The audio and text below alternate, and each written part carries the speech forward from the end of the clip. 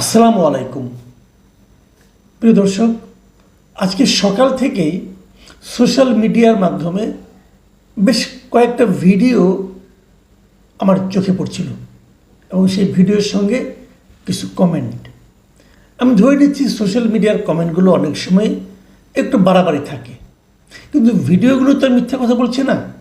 তো দেখলাম এই ভিডিওগুলোতে মার্কিন বিমান বাহিনীর একটা এয়ারপ্লেন, একাধিক এয়ারপ্লেন, এবং তার সঙ্গে একটা ভিডিও দেখলাম ওখানে একজন লোক চট্টগ্রাম এয়ারপোর্ট থেকে দুবাই যাচ্ছে। উনি বলছিলেন যে আমি দুবাই যাচ্ছি, আমি এয়ারপোর্টে ইউএস এয়ারফোর্সের এইগুলো বিমানগুলো দেখছি এবং লোকগুলি নামছে এবং এয়ারপোর্টে তারা তাদের মালামাল নিয়ে যাচ্ছে, হোটেলে উঠছে।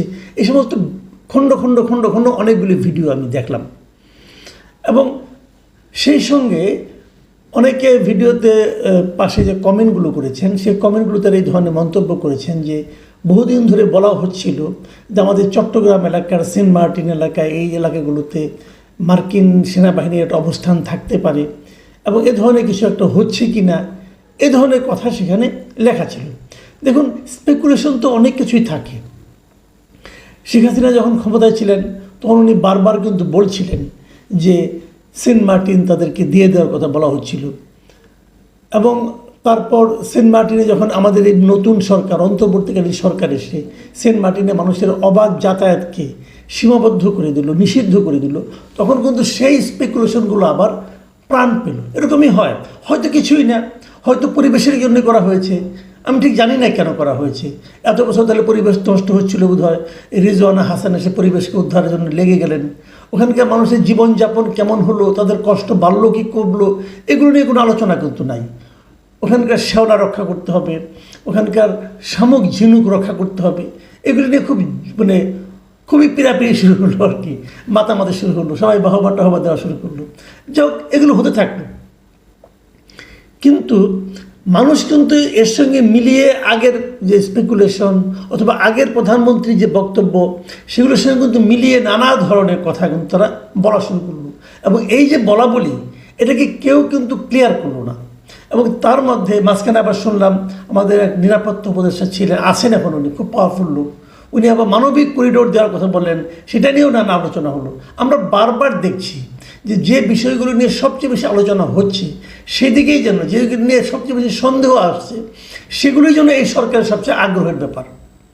মানবিক করিডোর দেওয়া অথবা আমাদের পোর্ট লিজ দেওয়া, যে পোর্ট এখন রেকর্ড সংখ্যক আয় করছে, রেকর্ড পরিমাণে আয় করছে আমাদের পোর্টগুলো এখন নৌবাহিনী হাতে পড়ার দায়িত্ব দেওয়ার পর, তারপর সেটা কিন্তু আলটিমেটলি নৌবাহিনীর কাছে থাকবে না, বিদেশে একটা কোম্পানির কাছে সেটা লিজ দেওয়া হবে। এই লিজ কিভাবে দেওয়া হলো, এটা কি কোনো টেন্ডারের মাধ্যমে হয়েছে, এটা কি আন্তর্জাতিক কোনো প্রতিযোগিতার মাধ্যমে হয়েছে, এই সমস্ত প্রশ্ন কেউ করছেও না, কেউ উত্তরও দিচ্ছে না, কিন্তু দেওয়া হবে এটা নিশ্চিত থাকেন আপনি, হয়তো নভেম্বর থেকে দেওয়া হচ্ছে। তো এগুলো হচ্ছে যেগুলো নিয়ে সন্দেহ বাড়ছে ঠিক সেগুলোর ব্যাপারে যেন এই সরকারের বেশি উৎসাহ আমরা দেখতে পাচ্ছি।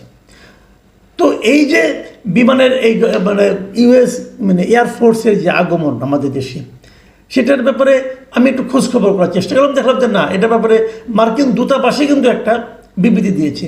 আবার আরও একটু নক করে দেখলাম যে না, দুদিন আগেই এ সংক্রান্ত একটা প্রেস রিলিজ আমাদের আইএসপিআর আন্তঃবাহিনী জনসংযোগ বিভাগ যারা আছে তারা দিয়েছিল। সেটা 14 তারিখে রবিবার, গত রবিবার তারা একটা বিবৃতি দিয়েছিল এবং তারা বলেছিল যে এটা একটা অপারেশন প্যাসিফিক অ্যাঞ্জেল 25-3 এটা নাকি শুরু হতে যাচ্ছে আমাদের এখানে, এবং চট্টগ্রামের বিমান বাহিনীর ঘাঁটি জহুরুল হকের উদ্বোধন হয়েছে এবং সেই উদ্বোধনী অনুষ্ঠানে বিমান বাহিনী প্রধানরা ছিলেন এবং তারা জানিয়েছেন এখানে বাংলাদেশ বিমান বাহিনীর 150 জন এবং যুক্তরাষ্ট্রের 92 জন সদস্য অংশ নিচ্ছেন এবং এখানে সেনাবাহিনী এবং নৌবাহিনীর সদস্যরাও এই মহড়ায় যোগ দিবেন।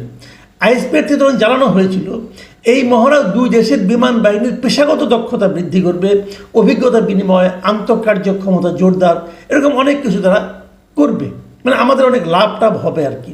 তো আমাদের লাভ এতদিন দরকার পড়ে নাই, হঠাৎ করে এই সরকারের আমলে এসে দরকার পড়ছে কেন সেটা জানি না, আমরা বলতে পারবো না। তো লাভ যদি হয় ভালো, হঠাৎ করে আমরা লাভের মুখ দেখা শুরু করেছি যুক্তরাষ্ট্রের কাছ থেকে তাও, এবং সেই লাভ দেওয়ার জন্য তাদের বিমান বাহিনীর লোক উড়ে এসে আমাদের এখানে চলে এলেন, যাক ভালো, এগুলো আমরা কোনো খারাপ কিছু বলবো না। কিন্তু আজকে যখন তারা এলেন তখন আমরা মার্কিন দূতাবাসের কাছ থেকে একটা প্রেস রিলিজের মতো পেলাম। সেখানে সেই বার্তায় বলা হয়েছে, এই বার্তাটা আপনারা একটু ঠান্ডা মাথায় খেয়াল করেন। বার্তায় বলা হয়েছে যে কেন তারা আসছে। তারা বলেছেন যে মানবিক সহায়তা এবং দুর্যোগ মোকাবেলাকে কেন্দ্র করে পরিচালিত 7 দিনের বহুপাক্ষিক এই কর্মসূচিতে অংশ নিয়েছেন যুক্তরাষ্ট্রের 92 জন এবং বাংলাদেশ বিমান বাহিনীর 90 জন সদস্য। এটা কে বলছে? মার্কিন দূতাবাস। একটু আগে যেটা আইএসপিআরে পড়লাম সেখানে কিন্তু ছিল বাংলাদেশ বিমান বাহিনীর 150 জন। 150 জন থেকে কমে এখন 90 জনে আসলো। আসুক, তারপর তারা বলেছেন যে শ্রীলঙ্কা বিমান বাহিনীর 2 জন চিকিৎসাকর্মী, ওরেগন এয়ার ন্যাশনাল গার্ড এবং আঞ্চলিক সহযোগী অংশীদাররা এখানে থাকবে। খুব ভালো কথা। মার্কিন দূতাবাস আরও কি বলছে এটাও একটু মন দিয়ে শুনেন। তারা বলেছেন যে প্যাসিফিক অ্যাঞ্জেল 25 যুক্তরাষ্ট্র ও বাংলাদেশের চলমান প্রতিরক্ষা সহযোগিতা এবং মানবিক প্রস্তুতির অঙ্গীকারকে সুস্পষ্টভাবে প্রতিফলিত করে, যা ভবিষ্যৎ সংকটে দ্রুত ও কার্যকর প্রতিক্রিয়া জানানোর সক্ষমতা জোরদার করবে। খেয়াল করবেন, তার মানে আমাদের মধ্যে চলমান কি আছে? প্রতিরক্ষা সহযোগিতা। আমাদের সঙ্গে যুক্তরাষ্ট্রের প্রতিরক্ষা সহযোগিতাটা কি ভাই? এটা একটু বোঝার চেষ্টা করি আমরা। কি আমাদের তার সঙ্গে কিসের প্রতিরক্ষা সহযোগিতা সে আমাদের করবে? এটা কি চলমান, মানে আগের থেকে চলছিল? কবে থেকে চলা শুরু করলো? এই সরকারের আমলে চলা শুরু করলো নাকি আগের থেকে, অনেক আগের থেকে চলছিল? বিষয়টা কিন্তু ক্লিয়ার না। যদি এই সরকারের আমলে চলা শুরু করে সেটাকে আমরা জানি, সেই জনগণ জানে নাকি জানার কোনো প্রয়োজন নেই? ডক্টর ইউনূস এবং তার সরকার জানলে চলবে? এটা আমি ক্লিয়ার না জিনিসটা, আপনারা কেউ ক্লিয়ার হলে আমাকে বলবেন। আচ্ছা, তারপরে আবার বলছে যা নাকি ভবিষ্যৎ সংকটে দ্রুত ও কার্যকর প্রতিক্রিয়া জানানোর সক্ষমতাকে জোরদার করবে। একটু সতর্কভাবে খেয়াল করবেন যে ভবিষ্যতে যে সংকট হতে পারে যদি হয় সেখানে দ্রুত কার্যকর করবে। দ্রুত কার্যকর অর্থটা কি? তার মানে তারা আশেপাশে থাকবেন। আমাদের এখানে কোনো ঘাঁটি হতে যাচ্ছে? এই প্রশ্নটা কিন্তু ভাই আসবে। দেখুন, আরেকটা কথা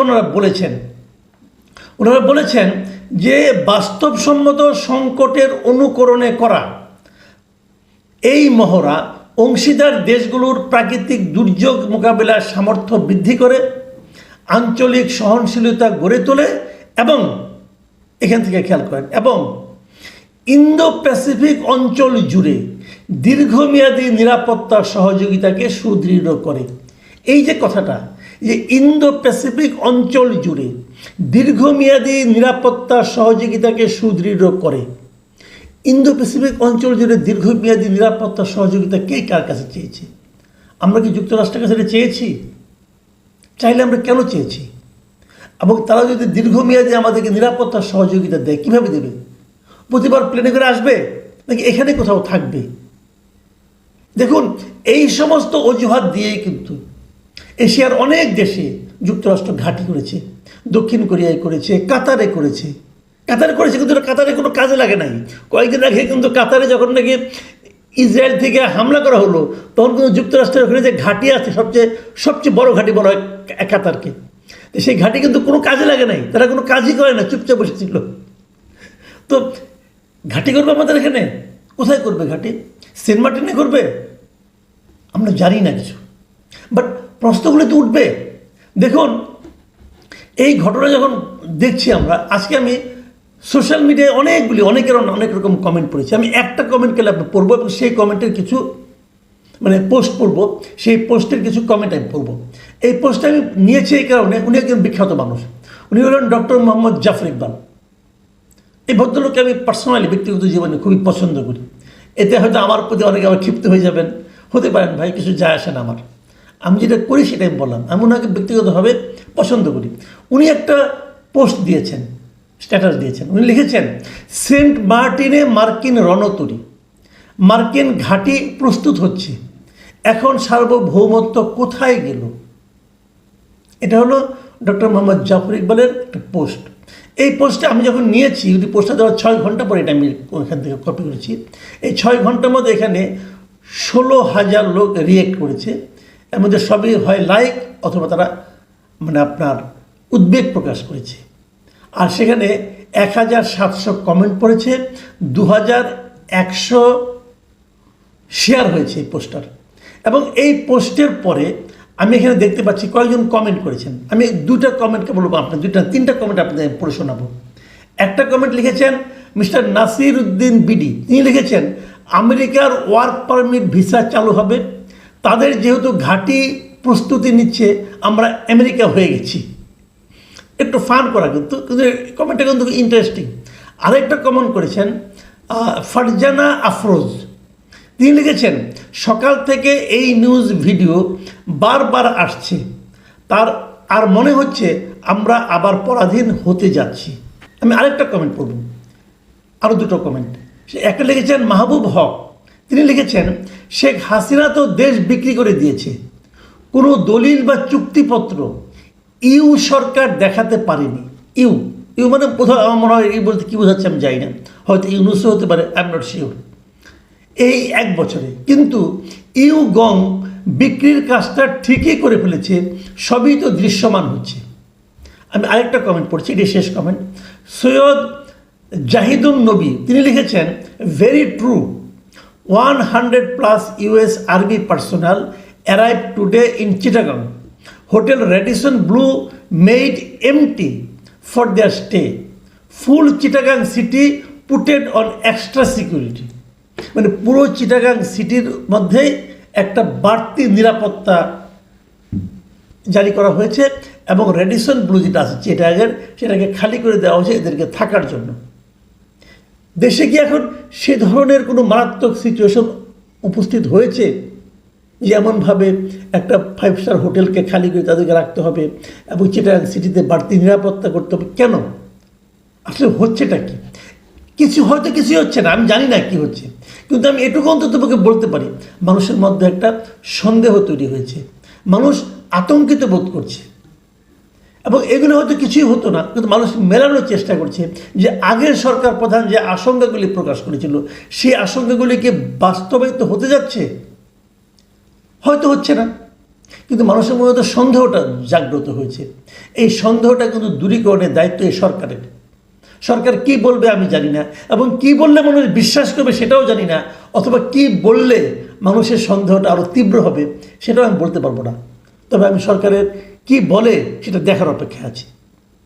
প্রিয় দর্শক, এখন এ পর্যন্তই। আল্লাহ হাফিজ।